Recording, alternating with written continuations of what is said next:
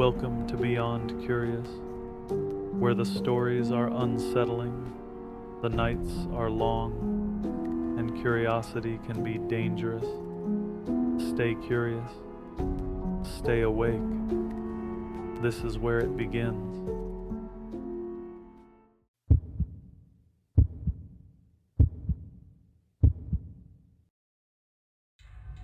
The first time I heard my own voice behind me, I thought someone had followed me from the campus recording studio. But when I turned around, the hallway was empty, and the voice spoke again, from somewhere closer. 3 years ago, I was studying audio production at a small technical college in northern Nevada. It wasn't a big campus, just a few buildings scattered around a dry valley outside town. The media building sat farthest out. Concrete walls, long empty corridors, soundproof studios that felt like padded boxes buried inside the structure. Most nights the place was completely deserted after 8, which was perfect for recording projects. No background noise, no interruptions. Just the hum of ventilation ducts and the occasional flicker of fluorescent lights in the hallway. I got used to staying late, sometimes past midnight. The first strange thing happened during a voice recording session. I was in Studio C, one of the smaller booths near the end of the hall. No windows, just a microphone, headphones, and a thick glass panel looking into the control room. I was recording narration for a class project, reading the same lines over and over until the timing sounded right. After about 20 minutes, I stopped and leaned back in the chair. Through the headphones, I heard something faint. A voice, quiet, almost buried in the static. At first I assumed I'd left one of the earlier takes playing on another track. But when I checked the screen, nothing was running. The voice spoke again. Just one word. My name. Soft. Almost like someone whispering directly into the microphone. I pulled the headphones off and looked around the booth. Empty. The control room behind the glass was empty too. No one in the hallway. I told myself it had to be interference. Old wiring in the building sometimes picked up radio signals or other rooms, so I deleted the recording and started again. The next time it happened, I wasn't even in the booth. I was walking down the hallway toward the vending machines near the lobby. The corridor lights were dimmed for the night. Half of them flickered, leaving patches of shadow between the doors. That's when I heard it. My name, behind me, spoken in my own voice, not similar, not close, exactly the same. I turned around. The hallway stretched empty behind me, all the way to the exit doors at the far end. No footsteps, no movement, just the buzz of the lights overhead. After that, I started noticing things when I was editing audio. Little pieces of sound buried in the background of recordings. Breathing, shuffling. Sometimes a voice that sounded like me, repeating the last word I'd spoken. At first I assumed it was echo bleed or microphone feedback, but the timing never matched. Sometimes the voice spoke before I did, like it was anticipating the line. One night I stayed later than usual. It was close to 1 a.m. The building was silent except for the ventilation system, humming through the ceiling vents. I had finished a recording session and stepped out into the hallway to stretch. That's when I saw movement near the far end. Someone standing near the corner where the corridor turned toward the equipment storage rooms. Just a tall silhouette under a dim light. Facing away from me, I figured it was another student. "Hey," I called out. The figure didn't respond. It just stood there, completely still. I started walking toward it. Halfway down the hallway, the figure moved. Not walking away, just shifting slightly. Its shoulders turned at an awkward angle, like it wasn't used to standing upright. Then I heard something. A quiet sound, almost like someone clearing their throat. And from that dark corner, I heard my own voice. "Hey!" I stopped immediately. The figure's head tilted slowly to one side, too far. Like the neck joint didn't stop where it should. My stomach tightened. I stepped back. The silhouette leaned forward slightly and spoke again, this time repeating the exact tone I had used a few seconds earlier. Hey. The word came out stiff, like it was being tested, practiced. My pulse started hammering. Who's there? I said. The hallway swallowed the sound. The figure didn't answer. Instead, it shifted its weight and took a step forward into the weak overhead light. The movement was wrong, stiff, like someone learning how to walk by watching other people. Its arms hung lower than they should, long, loose at the joints. When its foot hit the tile floor, it made a dull, dragging sound before correcting the step. I backed up slowly. The figure mirrored the motion, one step forward, then another, each movement slightly off, as if it were copying me in real time. My voice came from it again. Who's there? Exactly the way I had just said it. Same pacing, same breath at the end. My hands were shaking. I turned and hurried back towards Studio C. Behind me, the footsteps followed. Not running, just repeating the pattern of my movement. When I reached the studio door, I yanked it open and slipped inside. Then I slammed it shut and locked it. For several seconds, there was nothing. Then I heard footsteps in the hallway outside, slow, measured, stopping just outside the door. I held my breath. The handle didn't move. No knocking, just silence. Then, through the thick door, I heard my own voice, right on the other side. Quiet, practicing. Hey, pause. Who's there? Another pause, then softer. Hey. I waited almost an hour before leaving the room. When I finally stepped back into the hallway, it was empty. No silhouette, no footsteps, nothing. I stopped staying late after that.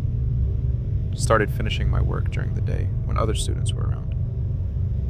Eventually I graduated and moved away. Different city, different job, different life.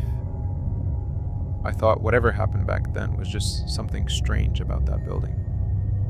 Something explainable. Until last night.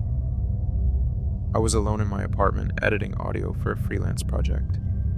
Headphones on, listening back to a voiceover track I just recorded.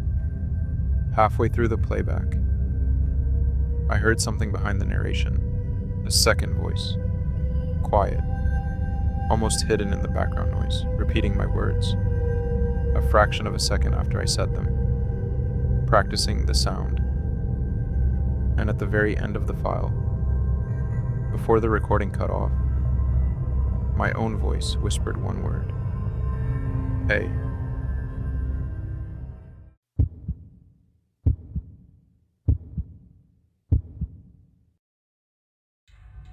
The moment I realized something was wrong, the whole house went silent. Not the normal kind of quiet, the kind where everyone suddenly stops moving because something in the room feels off. And it started with a stupid video on the internet. I was about 9 at the time. This was back when our family still lived in a narrow 2-story rental at the edge of town. The kind of place where the walls creaked when someone walked upstairs. Most evenings we all stayed in the downstairs area. The living room opened into the dining space, and from there you could see straight into the kitchen. If you stood near the sink, you could look through the whole first floor in one line. Couch, TV, coffee table, and the old computer desk against the wall. That computer was the center of everything, a huge beige desktop that sounded like a vacuum when it booted up. My cousin had been staying with us for a few weeks that summer. She was older than me by 4 years. Most nights she sat at that desk, browsing random websites. That evening the TV was playing quietly in the background while my stepfather washed dishes at the sink. My mom sat at the dining table with a stack of bills. I was on the carpet building something with plastic blocks. Nothing unusual. Just another normal night. Then my cousin said my name from the computer desk. "Come look at this." Her voice had that excited tone older kids get when they think they're about to scare you. I walked over and stood beside the chair. On the monitor was one of those early internet clips that tricked people. It looked harmless at first, just a still picture on a web page. She told me to lean closer to see something hidden in the image. I leaned forward. The speakers exploded with a scream, and a horrible face filled the screen. I jumped back so hard I almost tripped. Then I laughed. She laughed too. My stepfather glanced over from the sink and shook his head, muttering something about that stupid internet. I went back to the carpet and kept playing. A couple minutes later, my cousin called my older brother over to the computer. I didn't bother watching this time. I already knew the trick. I just remember hearing them whispering and the computer speakers crackling faintly. Then my brother let out a scream. Not a startled yell, a scream that sounded like someone had been hurt. I looked up immediately. He was standing beside the chair with both arms stiff at his sides. At first I thought he was pretending. Then I saw the shaking. His whole body was trembling. My mom pushed her chair back and rushed over. "What happened?" My cousin stepped away from the desk, confused. "I just showed him the video." My stepfather came over from the kitchen. My brother's shoulders twitched violently. Then suddenly, everything stopped. His arms dropped. He stood there perfectly still. He didn't collapse. He didn't blink. Just stood there staring toward the wall. My mom grabbed him by the shoulders. "Hey, look at me." No response. His breathing was slow but steady, but something about the way he stood there made the room feel wrong.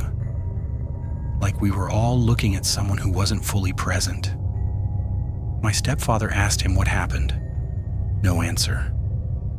My mom reached for the phone mounted on the kitchen wall. I heard her speak in a low, urgent voice. "Yes, we need help. Tonight." While my stepfather went outside to start the truck, my mom turned to me. She told me to take my brother upstairs to the guest room and stay with him for a moment. I didn't argue. I took his arm and led him toward the staircase. The house felt strangely quiet now. Even the TV had been turned off. Our footsteps echoed softly as we climbed the wooden steps. The hallway upstairs was dim except for the yellow light from the guest room lamp. I guided him inside and sat him on the edge of the bed. He sat exactly where I placed him, his posture stiff, his head slightly lowered. I sat beside him. I didn't know what else to do, so I held his hand. "Hey, you're okay," I whispered. His hand felt cold. Not like cold fingers after being outside. Cold like stone. I didn't think much of it at the time, but years later, I recognized that exact temperature again at a funeral. The memory still makes my skin crawl. I was still holding his hand when it happened. His head turned toward me, fast. So fast it made me flinch. His eyes locked onto mine. For a second, I couldn't process what I was seeing. The whites of his eyes looked darker than normal, not completely black, but dark enough that it felt wrong. The expression in those eyes didn't feel like my brother. It felt like something else was looking through him. I stopped breathing. Neither of us moved. The room felt colder. Then footsteps rushed up the staircase. My mom appeared in the doorway and grabbed his arm. "We have to go." Outside, the air was damp and cool. The truck engine idled in the driveway under the porch light. We drove through quiet streets with no music and no talking. My brother sat between my mom and stepfather in the front seat. He hadn't spoken once. He barely moved. The town church sat at the end of a long gravel lot surrounded by trees. Only a couple lights were on inside. When we walked through the doors, the hallway smelled like old wood and cleaning chemicals. A youth volunteer had come to unlock the building. He approached slowly and reached for my brother's arm to guide him toward a chair. The moment my brother lifted his head and looked at him, the volunteer stepped back. I watched his shoulders tense. Without saying anything, he walked quickly down the hallway to get the pastor. We were brought into the main sanctuary. The ceiling lights were dim.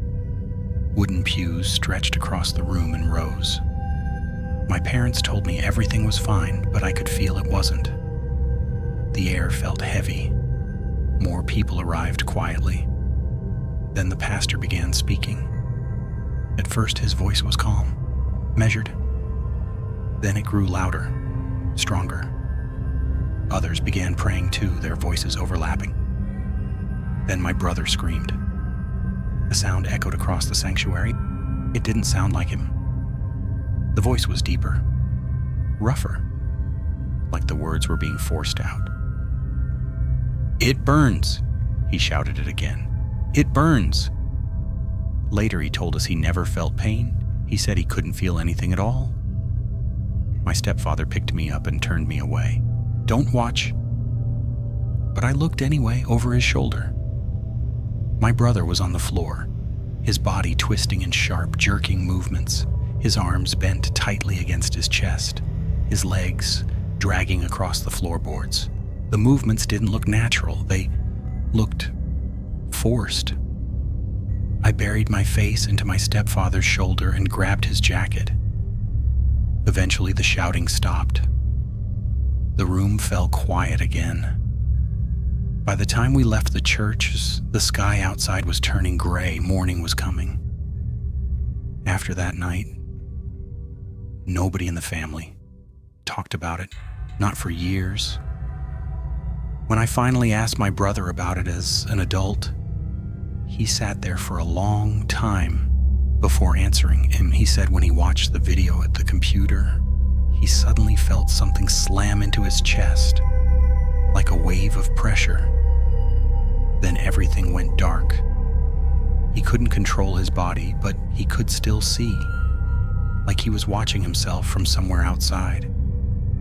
He said the moment he turned his head and looked at me in that bedroom upstairs, he was terrified, because he thought whatever had taken control of him was about to move into me next. He said when the prayers stopped, that night, it felt like someone forced him back inside his own body, like waking up after drowning. He was exhausted, terrified, and convinced it might happen again. He almost never talks about it now, and honestly, neither do I, but one detail has never left me. The moment his head snapped toward me in that quiet room, and the way his eyes looked in the lamplight, eyes that, for just a few seconds, didn't feel like they belonged to my brother at all.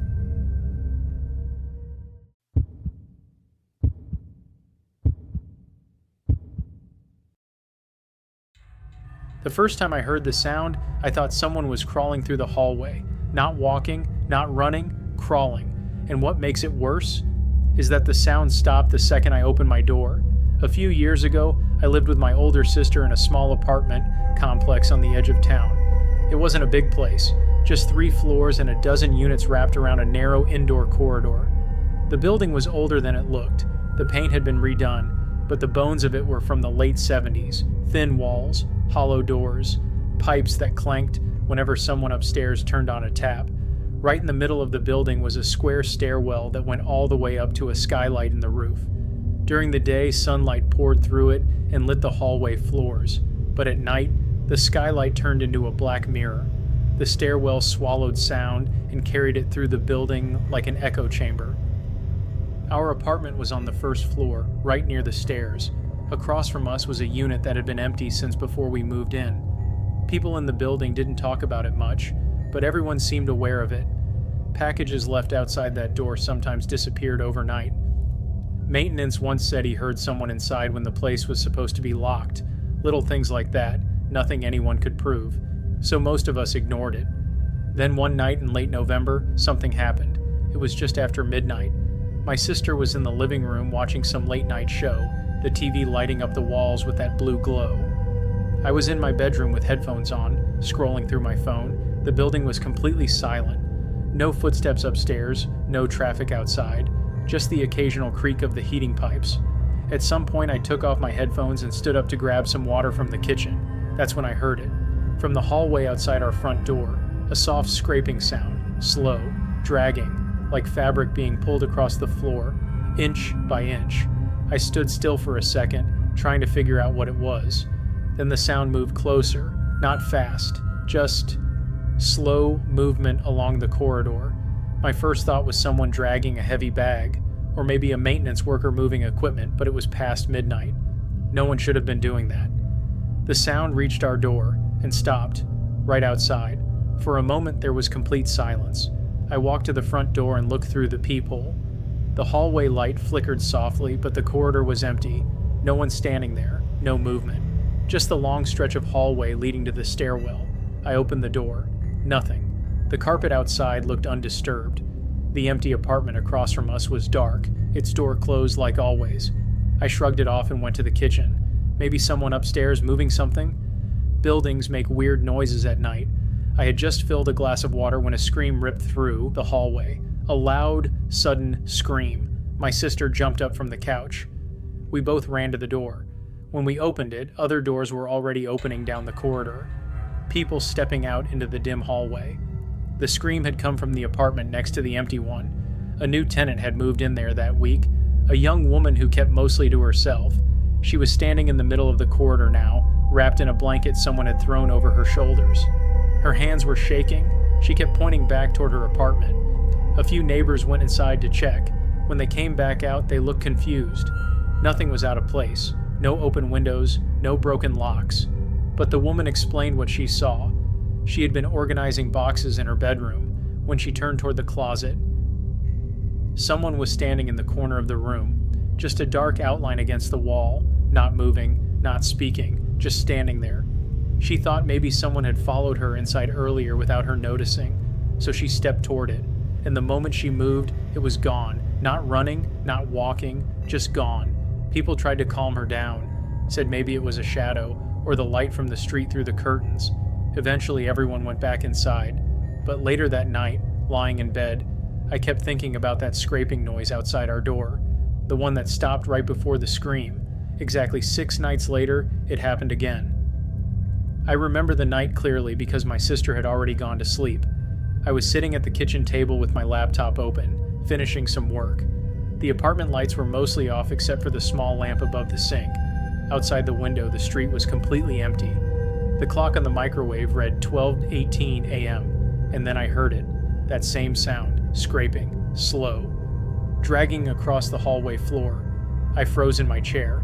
The sound started near the stairwell this time, and it moved gradually down the corridor. Closer, closer. The sound stopped again right outside our door. I stared at the clock. 12:18, the exact same time as the first night. For a few seconds there was nothing. Then suddenly, a man shouted from upstairs. Not a scream exactly, more like someone yelling in shock. Doors opened again. Footsteps pounded down the stairwell. I stepped into the hallway just as a man from the second floor came rushing down the stairs. He grabbed the railing, breathing hard. People gathered around him. He pointed up toward his apartment. Said he had been lying in bed when he noticed someone standing in the doorway of his bedroom. A silhouette in the dark hallway. He assumed it was his roommate, but when he spoke to it, it didn't answer. It just stood there. Then suddenly it moved. Fast. Rushing down his hallway toward the front door. He jumped out of bed and chased after it. But when he reached the living room, the door was still locked and the apartment was empty. After that, the building changed. Neighbors stopped leaving their doors open. The hallway conversations disappeared. People moved quicker through the corridor at night. Everyone became more aware of the silence, and every now and then, you'd hear something in the hallway. A faint scrape, like something brushing the carpet, moving slowly past closed doors. But the strange part is, it only happened those 2 nights. After that, the sound never came back. No more screams, no more sightings. Eventually, the empty apartment across from us was renovated and rented out. Life went back to normal. About 8 months later, my sister and I moved out. On our last night there, I stood for a moment in the hallway, just looking down the corridor toward the stairwell. The lights hummed quietly overhead. The building was silent. And for a second, I remembered the way that sound moved. Slowly, stopping outside certain doors, like something traveling through the building. Checking each apartment, waiting, because both times it happened. Someone saw a figure standing inside their home, and the sound outside the hallway stopped right before it did, which means whatever was moving through that corridor, it wasn't just passing by, it was choosing where to stop. If those stories unsettled you, good. There's another waiting on your screen right now. Subscribe if you're curious enough to continue. Stay curious. Stay awake.